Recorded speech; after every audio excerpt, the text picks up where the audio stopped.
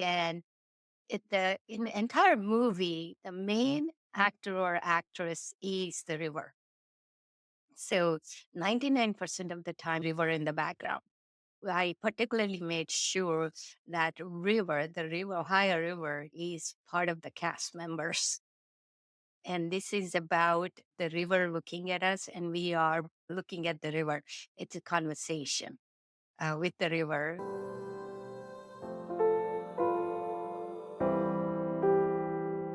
Hello and welcome to Holistic Circle Podcast, Spiritual Conversation. My name is Philipp Kobald. We are reaching out to people who are passionate about spreading light, love, and joy. And I'm very happy from Cincinnati to have today here Padma Chebrolu. Hi, Padma. Hi, Philip. Nice to meet you. Thank you for inviting me to your wonderful podcast. So I'm so excited to come and have this conversation with you, especially this topic is so near and dear to my heart. First of all, I'm still not breaking my this year spell of getting introductions wrong. So I don't know. There's a crazy curse been put on my head, but I'll take it like a man. Secondly, I think this is the first podcast ever where I had yesterday our meet and greet, and today we're making the recording. So you were the quickest. So that's a very good sign, and I'm looking forward. And I absolutely agree with you. This will be a very important podcast, and I hope and I think you will say a lot of things were super dear to my heart as well. And it clearly follows my own teaching and philosophy. So we're very looking forward for the things you have to say. But before we get into all of that, if you'd be so kind and give a small introduction, couple of minutes, so people know who you are, what's your background, and then we'll dive into it. Of course. So my name is Padma Chebrolu. I'm located in Cincinnati, Ohio, which is in the middle of US. I'm originally from India, southern part of India, from a city called Hyderabad. And I grew up in a small town close to Hyderabad. And I've been an artist since I was 3 years old. I learned many different kind of art forms growing up, thanks to my parents. And then I did my undergrad in Hyderabad, and then I came to US as a grad student, and then I have a couple of masters from US. And I work at a Fortune 50 company, and I'm also recognized by Ohio Arts Council as the master artist, master teacher.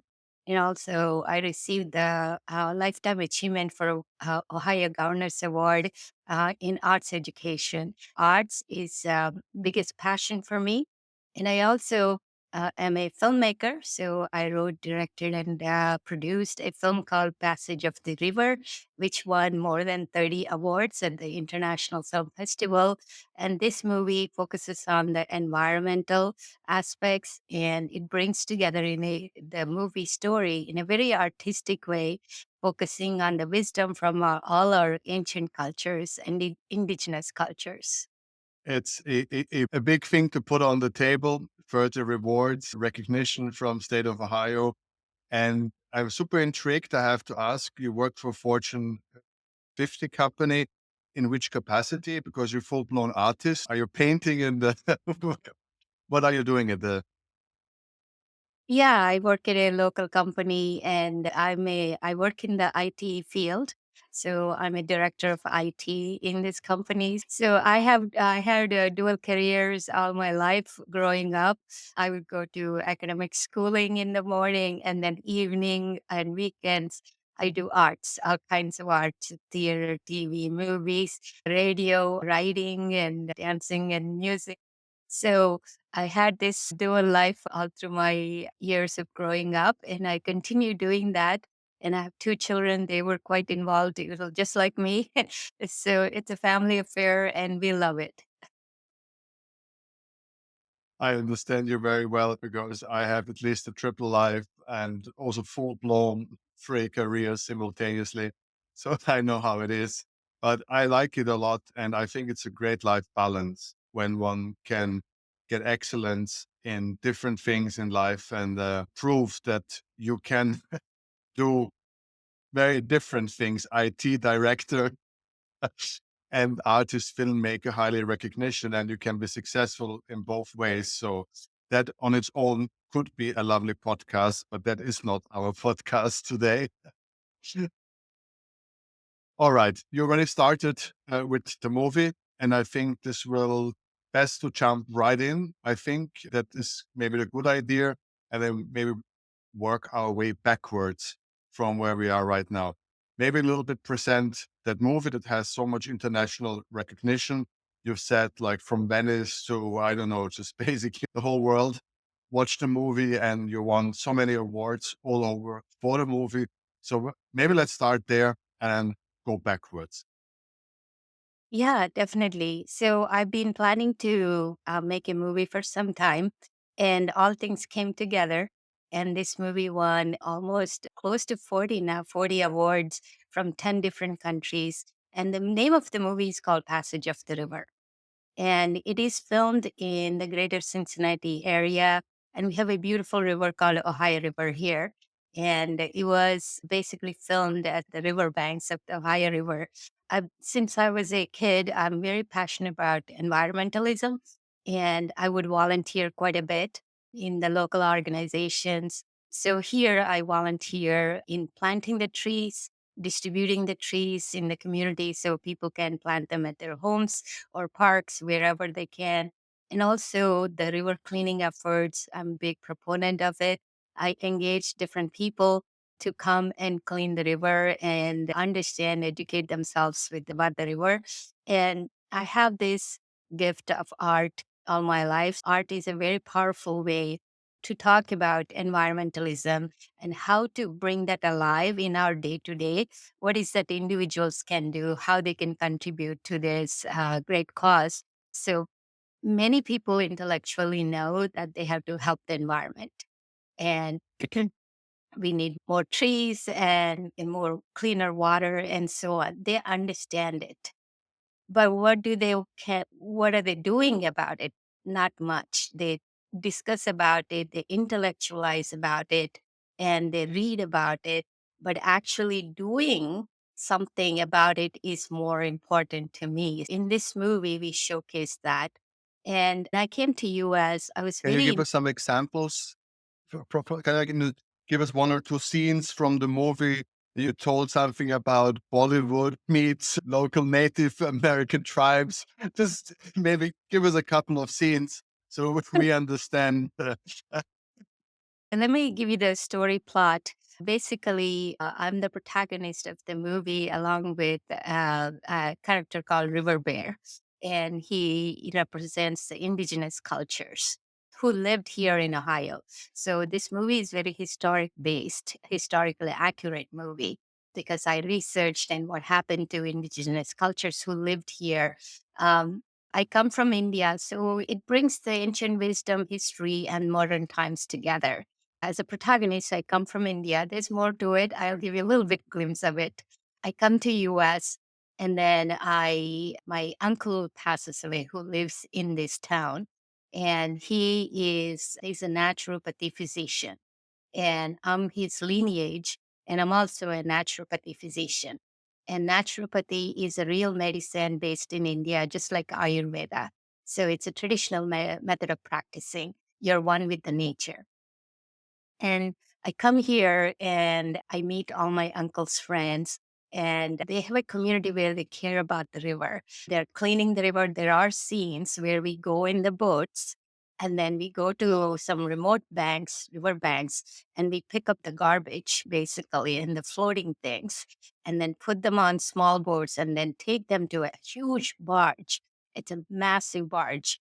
And that's where we collect all the debris from the river, and then that is disposed in a very responsible way. So we are eliminating all this debris that comes from 1,000 miles down to Ohio. So it's very important that we keep the river clean every season, all the time, right? So this work is happening. And we also do in the movie, we also plant trees. Now, these people in the movie are real people, they're not actors. They actually are involved in planting trees in the communities. At the river, we show a dead tree and then we show all these volunteers planting trees, right? You have to replace the dead tree with a new one. New one is born.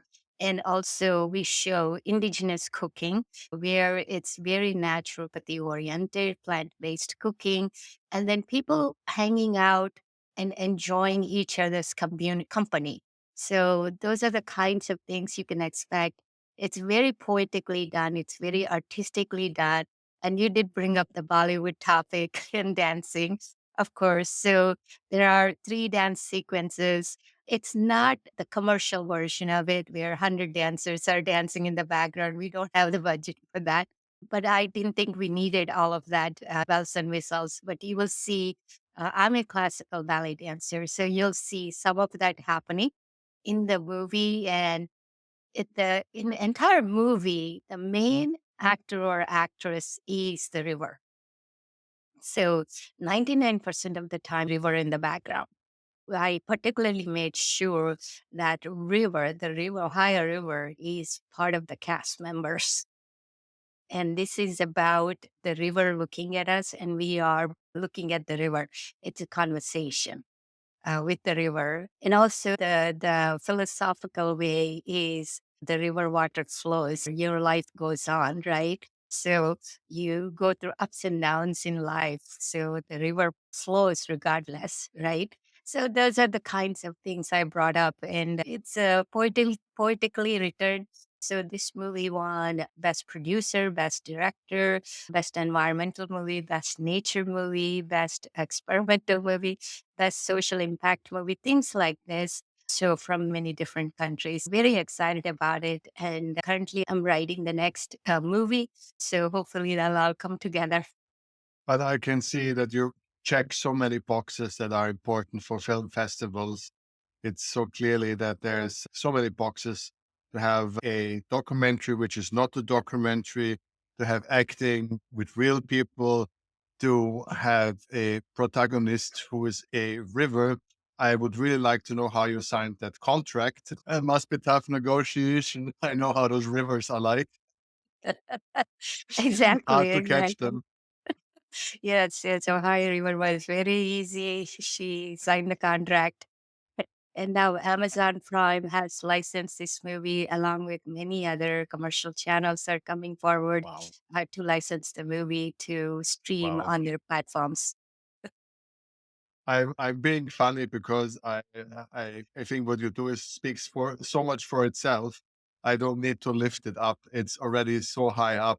I can make a small little joke here and there because the work is so highly recognized. And as you said, it's put into Amazon Prime and things like that. So there can be no higher praise for a work. And so we can relax and make a joke because the big work is done. So this is the element basically from backwards forwards, and we talk about the movie and new project and all your artistic elements coming together, the dancing, the writing. So all of these elements come together. And now I guess that there will be a lot of audience thinking, am I at the right podcast?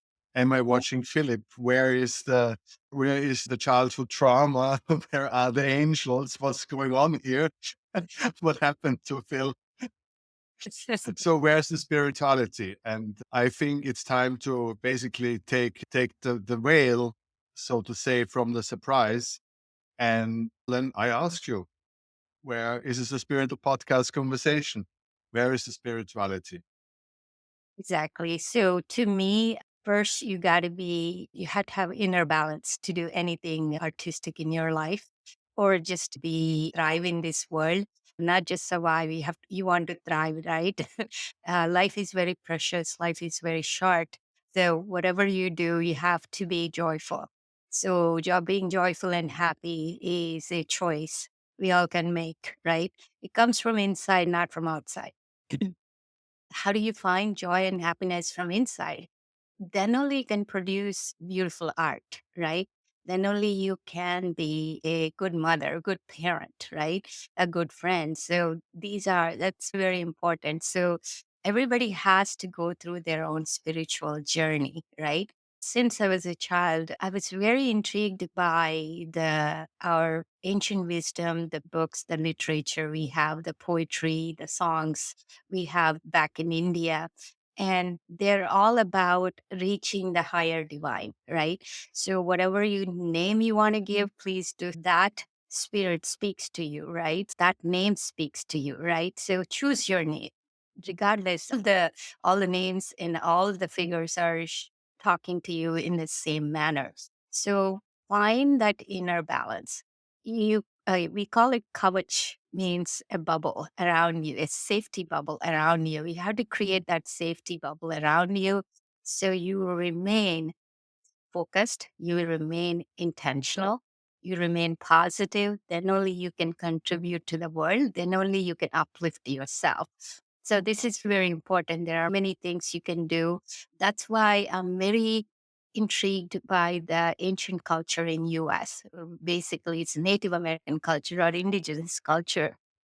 Every country has their own ancient culture, right? We just tend to forget what it is, what the teachings are. So, luckily, there is enough literature in the Indian culture. I was able to study that. Now, on the internet, any culture you want to go back to your ancestry, you can find it out how they lived, what they did, how they thought about it, what is the highest goal in life, right? So these are the kinds of things we can listen, we can read on the internet all you want, and figure out how does that apply to you. So I can break this down a little further. So first, you have to work within yourself, straighten up yourself, and then you can create the beautiful world around you. Yes. So this is, we already talked about it yesterday. That is where we are so in alliance, because my humble me, who was teaching meditation for 30 years, I always such a firm, it's one of my, I have very little beliefs in life, but one of my strongest beliefs is that any meaningful spirituality, when we talk about real life spirituality, not monks and things like that, but like a spiritual life. Yeah, if you search for a spiritual life, you may sit a couple of years, you meditate, you read books, you do whatever you do, you work, you clean up, you do the job, but then you have to go outwards and use it. You must test it, practically test it. It must improve your family. It must improve your friendship. It must improve your attitude. And you also want to improve the environment. This has to create a balance. It's an inward, outward motion is one of my few core beliefs that I have. That's how spirituality, in my humble opinion, has to function. Exactly. The reason I contacted you is the specific word holistic, right? So the spirituality is holistic. So we have the concept of yoga, right? Yoga, people hear yoga means you just go to the yoga studio and do a quick fancy clothing, and then you do some quick poses, and then you're spiritual. It's just nothing like that in India. Nothing like that if A you're second, wait a knowledgeable. second. Reading it the third time. Wonderful. Big You fan. you know what I'm talking about. Maybe you want to mention the name of the book. No, hopeless, hopeless. Who So, knows? And yeah, yoga means union, union with everything around you, union with the universe. So you become one part of the universe. So that means everything is your family. Everybody is your family, right? Um, so you people think, okay, I have my immediate family and my immediate friends, and this is it.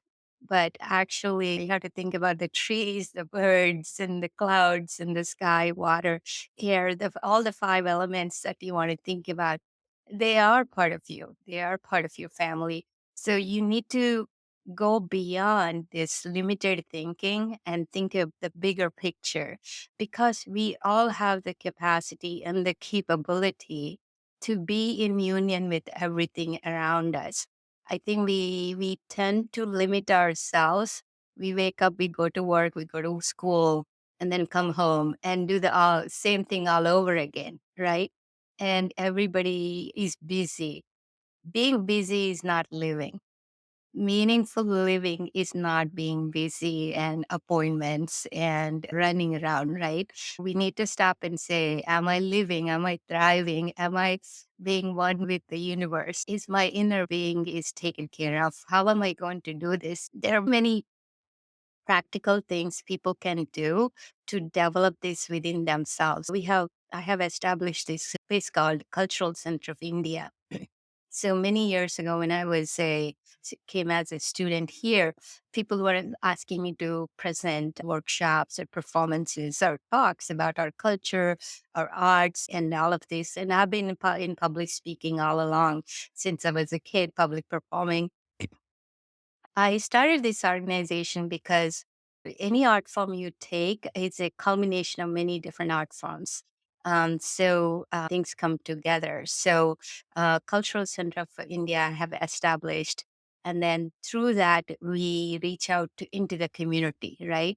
So especially these days, I'm getting some senior citizens coming to me because there are things missing in their life, and these people are highly educated, they are very successful career wise, and they live their life very busy, gathering money, gathering promotions and prestige. Now they're looking back and saying, what did I do? Nothing much. They feel very empty. They feel like something is totally missing. They feel, even though they have family, they feel very lonely. So there's a big void that they can see and feel. So a lot of people are talking to me and asking for guidance from how they live, how they think, what they eat, all of Yes. this. Teach, of course, music, dance, yoga, meditation, all of this. But now it's going beyond that. How do I live? Tell me, coach me, what am I doing wrong? Right? Why does my mind have so many negative thoughts? How do I turn that into something more meaningful? People are living longer, a lot longer than before, right? People in their 50s, 60s, 70s are reaching out to me and talking to me. What can I do to live differently, to live more meaningfully, to live more joyfully? Each case I talk to them, and they need to bring a little bit of art into their life. They need to bring some healthy. When I say healthy, everybody says, I know that. But it is knowing is different than doing what's right for you. And you might think you're doing the right thing, but let somebody else look at you and say, with the wisdom, and say, okay, you're doing these things, okay, but these things you need to correct. That's where you're off track. So somebody has to guide you and coach you through that process. I'm really amazed. Even the younger kids, school kids who are coming to me, even they can understand that when they do yoga or meditation, they see the difference very quickly. Recently, I did a residency at a preschool kindergarten school, 300 children, 4 to 5 year olds. And they asked me to do a residency there of yoga and arts and meditation, healing arts, basically. So even though these kids are 4 and 5 year olds, they're just cutest as can be. They're so naughty sometimes. But the minute I walk in, they learned all these aspects from me and they say, Namaste, Miss Padma. And they just come and sit in their Padmasana, lotus position or Sukhasana, and they have the Gnana Mudra, and they're just sitting there and they're like looking at me like, when is she going to start the meditation? What is she doing? And they would go through the meditation and Ujjayi breathing, and then we have a chart of yoga asanas. They do the yoga asanas, and we do some beautiful art of mandalas, and then we do some dancing and we do some singing. And these kids, these are inner city kids, and they're very low income families. And for them, this was so powerful. And the teachers would participate also. And they're not used to being quiet. They're not used to having silence in the class. There's always something going on, right? Some sound happening. And this is absolute brain drop for these kids are doing what you're told to do, right? So It's a miracle, and even though the residency will happen for a few days, but I know they will remember these tips and things that would bring the healing to them for their life. And I told them, many of them would just come and talk to me and say, Miss Padma, my dad lost his job. Miss Padma, I'm going to my mom, but I'm going to miss my dad.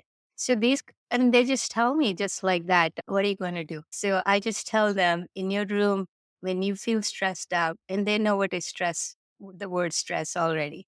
I want you to sit in a corner and do your meditation. You know how to do it. Just stay quiet and you 2 minutes, you'll feel better. And then I'll come and see you next time, right? It's just amazing the small things that you can do, the shift in your thinking that you can have. Very powerful. And one of the senior citizens, she came to me and said she has all these health problems, right? And through her journey with all these healing arts, she is no longer on any medication, right?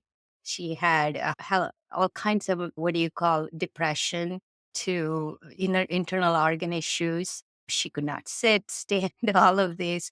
Now she's very healthy. So things can happen, right?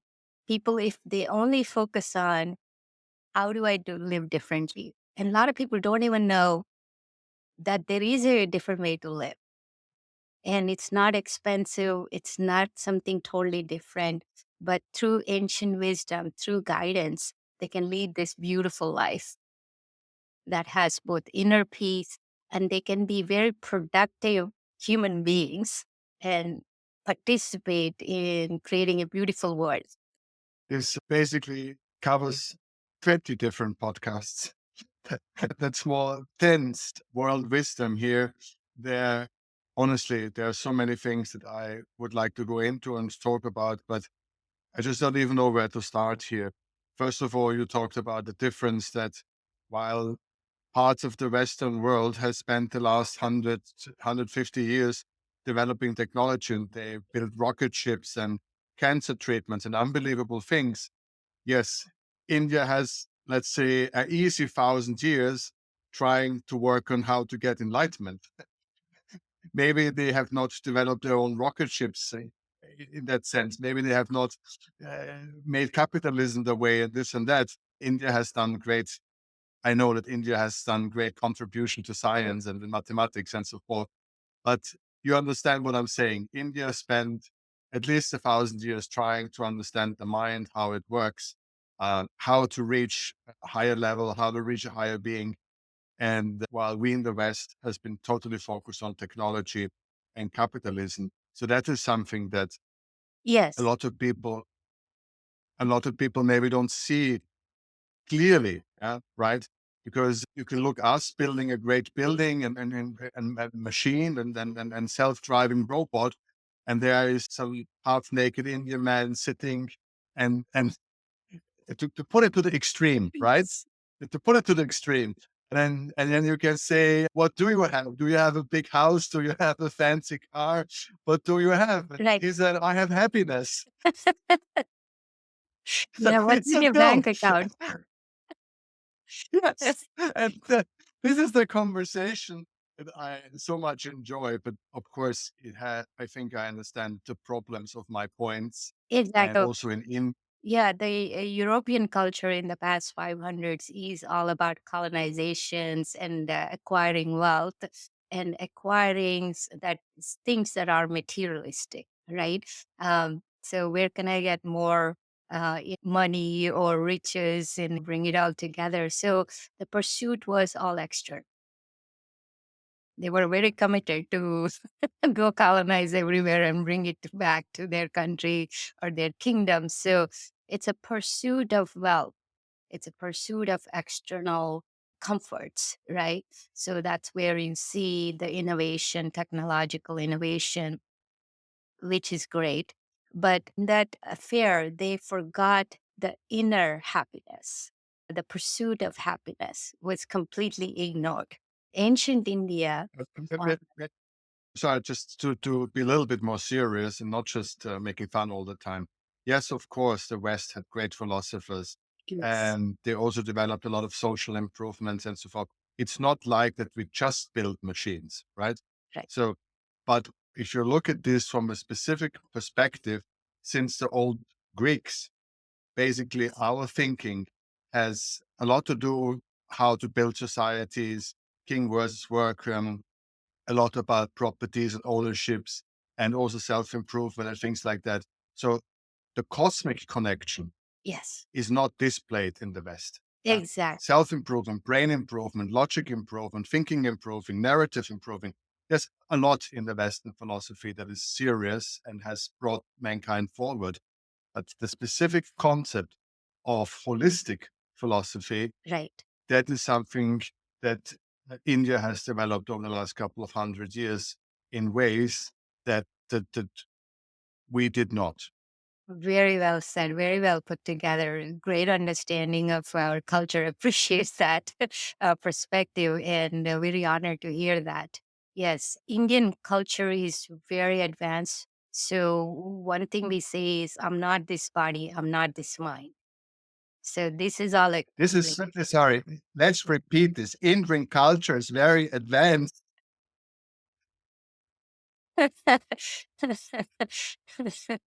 Sorry, but I needed to repeat it.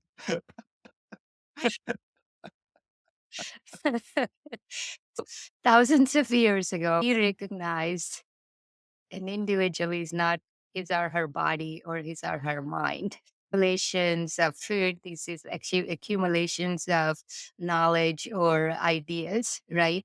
But you are more than that, right? So that more than that needs to be happier. The pursuit of understanding, who am I? What is life? What is death? What is my purpose of my life? What is that I have to do?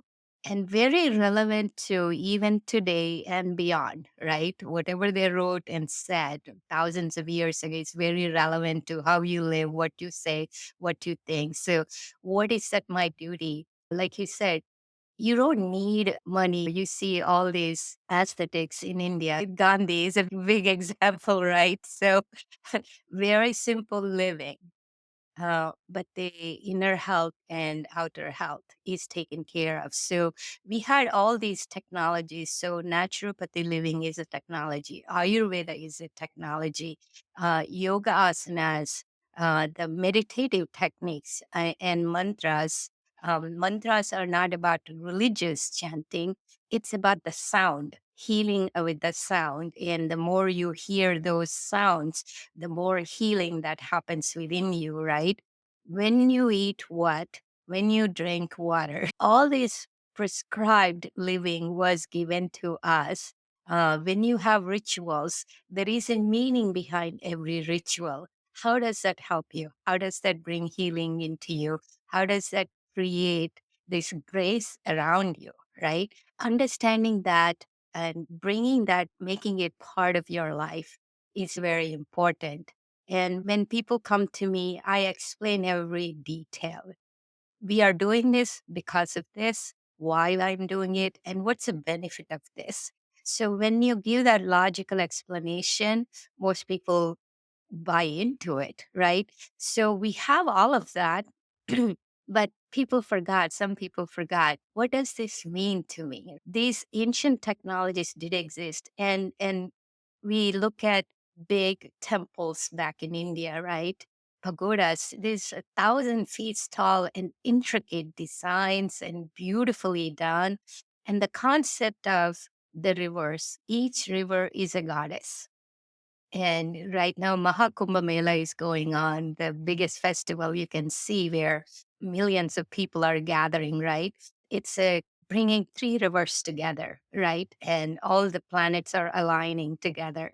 It's the most powerful time to be in that spot, right? This is really the technology of bringing the planets and the universe together to bring the spirits up of people, right? So the rivers are supposed to be treated in a sacred way. We pray to rivers. And in the movie Passage of the River, you see me doing that, praying to the river. Because for people, some people, rivers are where I take a boat and I go places, and then there is a barge that carries the goods to. So it's a commodity, right? For us, we it's a living entity. Water is life. That's indigenous cultures here say it. Water is life because your body is 70% water, right? And you need clean air. If you don't breathe clean air, you'll die soon. If you don't breathe, you will die soon in a few seconds, right? So this is the understanding what is how do you bring all of this into your life? So, bringing all of these pieces, this is how Indian culture is organized. And I love Indian culture, and I see parallels of Indian culture in all the ancient culture. Like you mentioned, of Greek philosophers. They learned from each other, right? All the philosophers. They visited India, right? And they wrote about India. All the ancient wisdom does Yes, they exist. did. But, but they came with a huge army. That too. Yes. But Forgot to yes, steal the main thing, the spirituality and the holistic living. but we They know there couldn't was a steal great that and exchange. embrace it. But then we know that there was a great exchange intellectually as well, because maybe people don't know that, but a lot of soldiers stayed back. They covered the path, and there was an ongoing exchange. Maybe not a lot of people are into that stuff, but actually it's quite interesting. Anyway, it's those post post Alexander mini kingdoms along the line, Right. and it's very interesting. But nevertheless, unfortunately, that's also not our conversation. I must get some Greek professor here and talk with him about that. I'm obsessed with Greece anyway, so that would be the.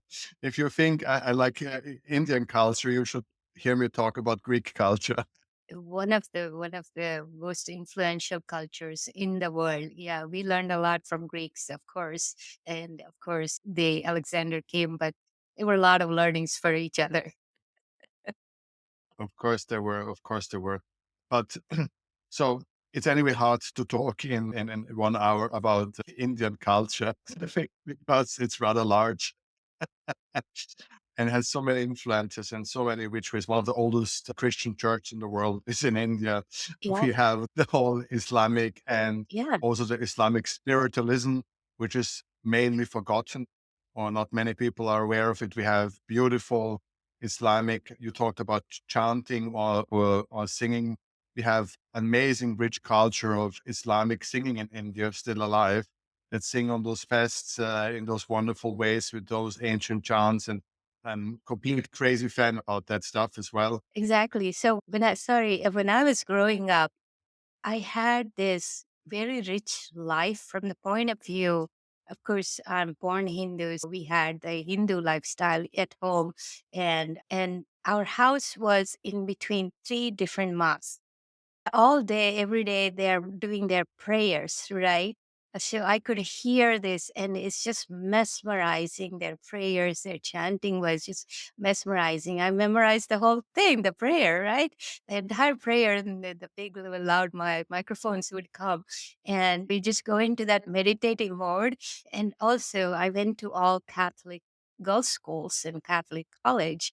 As part of the education, they you have to go to the church and do the prayers at the church, learn about Bible and Christ. And of course, I'm very interested in Buddhism, you can tell. So I just love the richness of all these religions, and it is so important for everybody to learn about all these religions, not in a forced way, but in an organic way.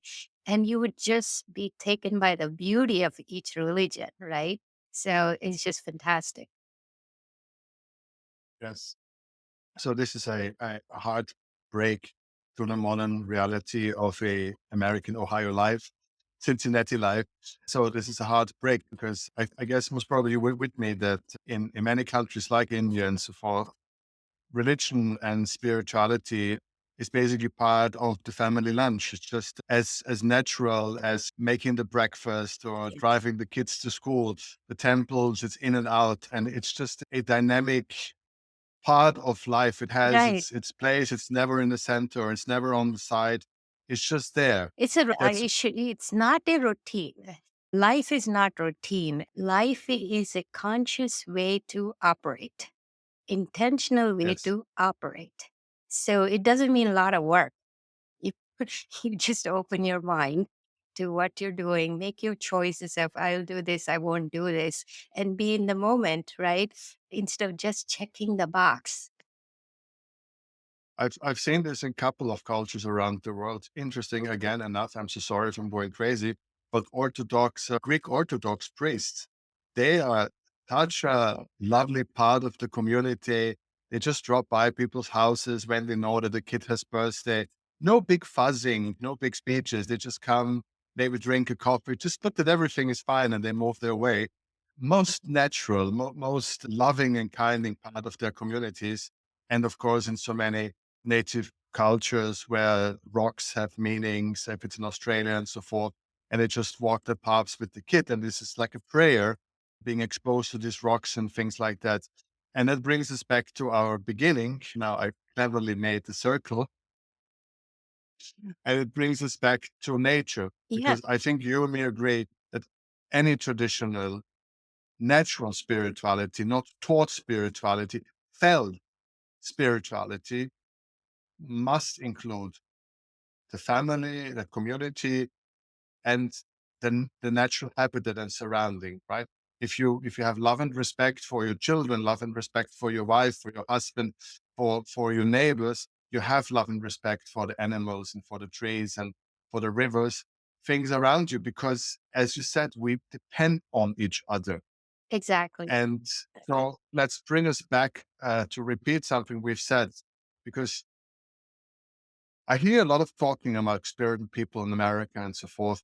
They always talk that they want to be one with the great lights, that they are meditating like obsessively, so Yes. that they're one with the light, one with the light, one with the light. And was probably you say there's a river. What you bother? Exactly. So, great point. In the past 5 to 10 years, we have made significant progress in looking at ourselves and saying and questioning there has to be more than this routine life of these are the five things I'll do my life and that's it. I'm done and I'm going to retire and then I might die someday. So it's a very routine, dull life. So you don't do anything more than vacation or family gathering, these kind of, checkbox things. I think we are seeing a significant change since COVID and all of this, and people are becoming more inward. People are searching more. I think this is a beautiful trend that we are seeing. Simplicity in living. How do I find that energy? So basically, your life has two things: time and energy, right? You have limited time, limited energy. So, what is that you're going to do when you are on your deathbed? When you look back and say, do I have any regrets? Did I live the life I wanted to live? Or did I live the life everybody did as a routine life? So, it's very important that we go to the minute of our death and say, what kind of life I should live. Start from backwards, right? And is that life, am I going to be proud of it? Or is just like anybody, everybody? So it's very important that we live a meaningful life that speaks to you, that you are proud of. So for me, what that means is action, participate, volunteer, do something for others and don't expect anything back. Go plant trees, thousands of trees, because you can. You're capable of it. You're not planting, but inspire others to go plant and go clean the river. Inspire others to go with you and go clean the river. Tell a story about it, right? And volunteer where you can, when you can. Now, people go on vacation, they plan forever and they spend thousands of dollars and weeks together, take 4 flights to go to this beautiful spot. You have time for that, right? You have money for that, right? You can also find time and to go volunteer in your community. That's for your family, that's for your community, not for anybody else. So whenever you're living, You are leaving a carbon footprint. Some people are leaving a massive carbon footprint. Some people are leaving small footprints. You have to negate that. You have to leave positive footprints. Do something about it, whatever that is. And I would almost hope that you would tell people, listen, if you don't clean the river, if you don't plant a tree, you can meditate as long as you want. You will never get enlightened. I'm an Indian woman and I'm telling you, it's not going to happen. That would be a cool statement. I'll let you say that, Philip. I'm not the Indian man, but I'm Austrian. We have the mountains. No, no. When you But say let's the come right to thing, when you say the right things, people will listen to you. well, let me tell you again, you will never get enlightenment without cleaning the river and planting a tree. It's not going to happen. Or I'm going to get bad emails now. But let's before we come now to my last question, because we've been spinning around in a good way, and I know that you care so much about the message, and so do I, because we both believe that a lived spirituality must express in a community. That's our main message. We've been given a couple of times. We didn't have enough time, and we won't have time this time to talk about children. And you said, luckily, thank you for sharing the story with your work and the meditation. So I think you brought so much there, so we don't need to go specifically on it. I also wanted to just quick share with you, because I had a couple of podcasts now where people came to me about working with older people. And because all the things that you said, they Yeah. have had jobs, they have great career, they're very accomplished, and now they feel an emptiness. And you know what? There are a couple of things that I've heard, and one was very strong, that the right approach maybe is not so much yoga and things like that, but actually volunteering gives older people back some self-respect, some purpose. They have the time, they don't need the money, they will want to feel purposeful. And as a spiritual activity in old age, volunteering seems to be one of the key elements of bringing happiness into their lives. But that's just a quick that I've heard now in one or two podcasts, and I wanted to share this for a second. Yeah. But let's one more question. We have only very little time, but it's an important one, and let's compress it. You and me talked about that all of this is fine, and all of this we understand, that all of this is part of where we agree of.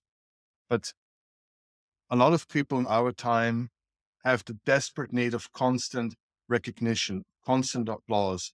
They come to the river, they just take one piece of plastic, and they expect 20 people to stand and say, Yes. you did it. And this is a phenomenon, right? And let's spend the last couple of minutes to give a message to people watching and saying, I'm going to go to the river, to maybe not expect a whole team of cheerleaders Exactly, standing beside exactly. you. Yeah, so purposeful living is very important, whether it's volunteering some other way. You might go for a different cause than planting trees or cleaning rivers. Those speak to me because they apply to anybody, everybody in the world, right? And they also impact positively for the future generations to come. If you plant a tree now, it's going to live for 100 years. So that's the best way you can contribute. But it could be something else you want to contribute to. So please feel free to find your cause and volunteer. Now, the inner satisfaction is more important than the social media or peers always appreciating you. So this is where you find inner balance. Did I meet my expectations? Ultimately, am I proud of myself? Yes, other people might recognize, might not recognize. Maybe I did very small thing and there's a lot more for me to do. So it's not about external recognition and lots of likes and on your social media. Did I live a meaningful life? And you speak with your parents. If you're a young person, speak with your parents and tell them, I did this. And they're so proud of you, right? So, what is more important than making your mom and dad proud, right? And you are proud of yourself. So, this is the true living. I think people get confused. What is the true living? What is true joy?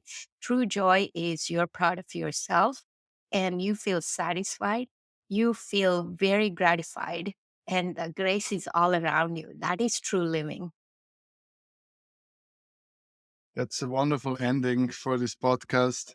Thank you so very much for sharing all of this with us. And let's hope a lot of people listen. And I hope a lot of people open their heart and listen one more time with the open heart. Thank you so very much. It was a great honor having you on my podcast. Thank you, Philip. Great to speak with you, and you're a great soul. Thank you.